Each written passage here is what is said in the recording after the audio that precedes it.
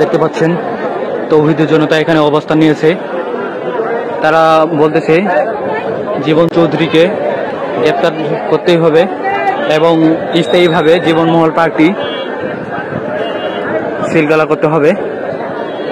আমরা ইতিমধ্যে জানতে পেরেছি বৈষম্য বিরোধী ছাত্র আন্দোলন এবং এনসিপি তাদেরকে 5 লক্ষ টাকা অফার করা হয়েছিল যেন তৌহিদি জনতাকে বোঝানো হয়, কিন্তু তারা সেটা প্রত্যাখ্যান করেছে। আমরা ইতিমধ্যে জেনেছি।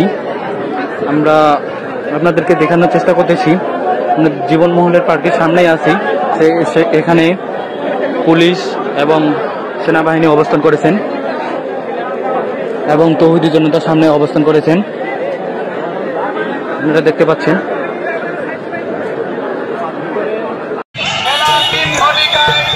জীবনমহলের সামনে এক বিক্ষোভ সমাবেশের আয়োজন করা হয়েছে। ভক্ত সমাবেশে থাকবেন ডক্টর জীবন চৌধুরী জীবনিয়া দরবার শরীফের নামে যেই শিরক বেদাতের আস্তানা গড়ে তুলেছে এবং এর অন্তরায় যে অপকর্ম হচ্ছে এর বন্ধের দাবিতে আগামীকাল বৃহস্পতিবার বেলা 3 ঘটিকায় জীবনমহলের সামনে এক বিক্ষোভ সমাবেশের আয়োজন করা হয়েছে।